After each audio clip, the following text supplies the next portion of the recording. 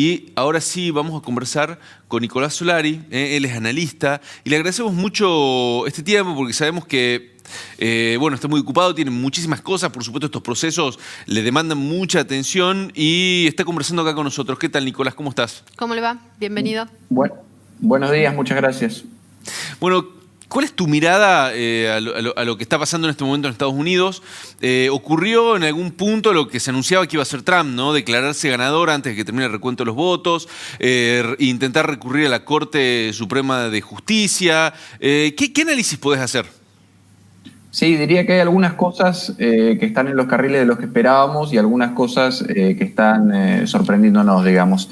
En primera instancia, Trump está haciendo una mejor elección de lo que se esperaba, está siendo muy competitivo en todos los estados, Sí. Está defendiendo la coalición de estados que lo llevó a la presidencia hace 4 años con mucho éxito. Defendió la Florida, que es uno de los estados clave de esta elección, Sí. y está performando muy bien en todos los otros estados del sur. Así que en principio esa es una sorpresa porque de acuerdo a las encuestas y a los análisis previos que circulaban sobre todo aquí en los Estados Unidos, era Biden el que estaba en mucho mejor posición para hacer un avance sobre esos estados y eventualmente ganar la presidencia. El segundo punto es que por el momento tenemos contabilizados 130 millones de votos. Sí. Y estimamos que este año la participación electoral va a estar cerca de los 160 millones de votos. Así que, como bien marcaban ustedes en la introducción, todavía está faltando una parte importante del electorado que ha emitido su voto y que probablemente están siendo contados en estos momentos porque son votos que, como también dijeron, se enviaron anticipadamente por correo. Y el mecanismo manual para contar esos votos que llegan por correo demanda un tiempo. Así que probablemente vamos a ir a tener noticias a lo largo del día de hoy, mañana, incluso el viernes. Los 3 estados que a esta altura de la jornada parece que van a terminar definiendo la elección son 3 estados del norte, del medio oeste norteamericano, estados industriales, blancos, que en general votaban a los demócratas, pero que en la elección de hace 4 años votaron por estrecho margen a Donald Trump. La pregunta es si Donald Trump va a poder mantener esos 3 estados para mantener la Casa Blanca, ¿no es cierto? Claro. Un poco la sensación que hay acá es que si Trump fue capaz de defender con éxito los estados del sur, también podría ser capaz de defender los estados del norte, pero eso no lo vamos a saber hasta que estén todos los votos contabilizados. Nicolás. Y con respecto... Sí. Discúlpame, y te hago el último comentario Sí, también. pasamos a la pregunta. Y con respecto al reclamo a la Corte Suprema, es algo que también se esperaba en caso de que la elección fuera muy reñida, como lo está haciendo. El presidente había anunciado que esta era su estrategia. Tiene una Corte Suprema cuya composición es más favorable, si se quiere, al menos en términos políticos, hacia el presidente, porque de los 6 integrantes que tiene la Corte Suprema, de los 9 integrantes que tiene la Corte Suprema, 6 han sido designados por el Partido Republicano y solo 3 por el Partido Demócrata. De todos modos, yo no haría una lectura lineal. Van a sopesar cuestiones técnicas, legales, además de las cuestiones políticas, si eventualmente la Corte tiene que dar una definición sobre aquellos estados donde haya reclamos del Partido Republicano. Acá es tan importante el tema de los estados porque hay un colegio electoral, es decir, cada estado aporta determinada cantidad de puntos o de votos al colegio electoral y por eso hay estados claves, ¿no? Como Florida, que son estados que son muy fuertes en el colegio electoral y otros que son un poco donde se terminan definiendo las elecciones. Sí, es correcto. El sistema del colegio electoral lo que hace, digamos, es que los estados en Norteamérica pueden ser divididos en 3 grupos: los estados que siempre votan a los republicanos, los estados que siempre votan a los demócratas, sí. Y luego hay un grupo de estados, 10, 15 estados, que se los denomina estados péndulo, que son los que cambian de una elección a otra, que pasan de republicano a demócrata y que son los que van definiendo el rumbo de cada una de las elecciones. Es donde se enfocan las encuestas, donde se enfocan los analistas. ¿Qué va a pasar en estos 10 estados que terminan definiendo la elección? Dentro de esos estados que determinan la elección hay algunos que son más importantes porque son más grandes y tienen más pesos en el colegio electoral. Uno de ellos, como bien decías, es Florida, que tiene 29 votos. Otro es Pensilvania, que tiene 20.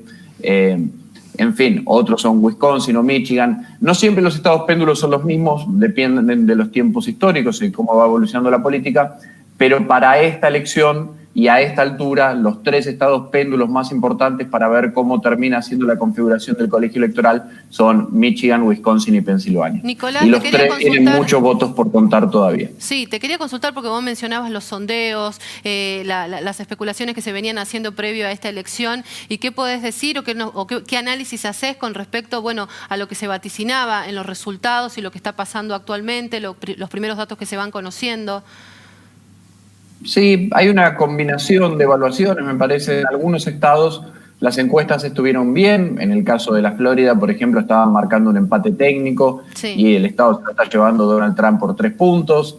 En Arizona, en North Carolina, había también situaciones de paridad. Había una ligera ventaja, un ligero sesgo a favor de Joe Biden, pero que no era más de 1 o 2 puntos, y las ventajas están siendo de vuelta muy escuetas a favor de Trump. Yo diría que en la mayoría de los estados del sur las encuestas estuvieron relativamente bien, estuvieron dentro del margen de error, si bien tenían alguna pequeña tendencia a Biden, que está haciendo finalmente una pequeña tendencia a Trump. Donde me parece que las encuestas no anduvieron tan bien es a nivel nacional, porque allí sí el consenso de las encuestas marcaba en principio una ventaja de 7, 8, 9 o hasta 10 puntos a favor de Biden en el voto popular. Sí. Y lo que estamos viendo por ahora en el voto popular es una ventaja de 1 o 2 puntos a favor de Biden, mucho más parecido a lo que pasó 4 años atrás. Nicolás, de vuelta, no hay que anticiparse del todo, claro, porque todavía faltan 30 millones de votos al menos, pero es un análisis preliminar que me parece que va a aguantar hasta que esté el recuento total. Recién cuando vos hacías mención a las encuestas, yo pensaba en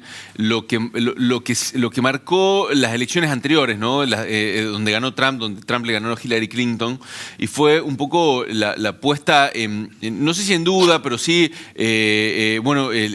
una observación mayor sobre los sistemas de encuestas, sobre las redes sociales, sobre la difusión de noticias. Es decir, las elecciones de hace 4 años en Estados Unidos marcaron un antes y un después en un montón de procesos que nos venían atravesando en los procesos electorales, y que fueron puestos un poco en duda, ¿no? Porque algunos le erraron a los pronósticos de manera fuerte, y otros porque se descubrió que hubo mucha manipulación por detrás. ¿Cómo se vive eso en estas elecciones? O sea, ¿cuánta credibilidad tienen hoy los portales? ¿Cuánta credibilidad tienen las encuestadoras? ¿La sociedad las toma con seriedad o con con cierto escepticismo? Bueno, como vos decís, hay una realidad que cada vez es más difícil encuestar, porque más difícil es comunicarse con los ciudadanos, con los electores, sí, porque los electores están más intercomunicados con redes sociales, tienen acceso a más información, cambian de opinión, son más esquivos para responder respuestas. No es un proceso solo de Estados Unidos, también en la Argentina las encuestas no anduvieron del todo bien el año pasado, sí, también claro. En Colombia, en el acuerdo de paz, también en el Reino Unido con el Brexit. Es decir, se está haciendo cada vez más frecuente que las encuestas o el consenso de las encuestas no acierten en la medida que venían acertando o en el nivel que venían acertando en las décadas previas, digamos los 80, los 90, incluso a principios de este siglo. Así que efectivamente hay una caída en la efectividad de las encuestas que está relacionada, me parece, con la modernidad, con las redes sociales y con un montón de cosas. Si las encuestas tienen menos prestigio, más prestigio que hace un tiempo, es difícil de decir. Vos sabés que tampoco la gente, el ciudadano de a pie, el ciudadano normal, es una persona que está ávidamente consumiendo encuestas o que las busca para definir su voto, que las busca para definir aspectos de su vida. Está lejos de ser eso. La encuesta es un instrumento de información, sobre todo de toma de decisiones en las élites o en la parte alta del establishment.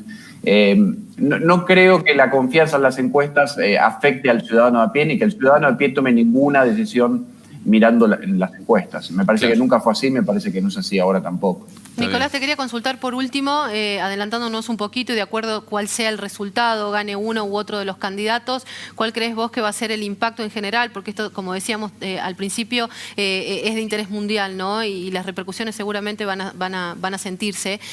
¿Cuál crees vos que van a ser justamente esos impactos?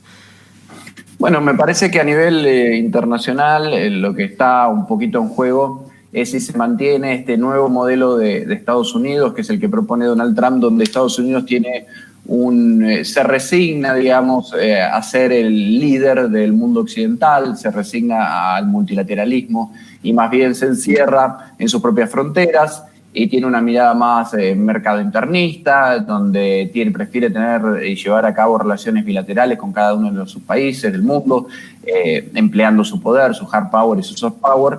Y por el otro lado, la mirada de Biden es un poco volver a lo que era por lo menos 4 años atrás, claro, un Estados Unidos más integrado al mundo, a los organismos multilaterales, basados en la cooperación, donde probablemente América Latina puede llevarse algunos beneficios un poco más, más tangibles en el caso de la victoria del demócrata.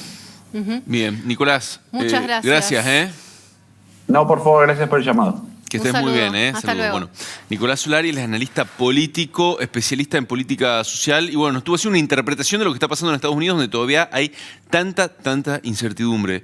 Caro, ¿te parece que vamos a un corte? Dale, y a la hacemos vuelta una hablamos pausa. del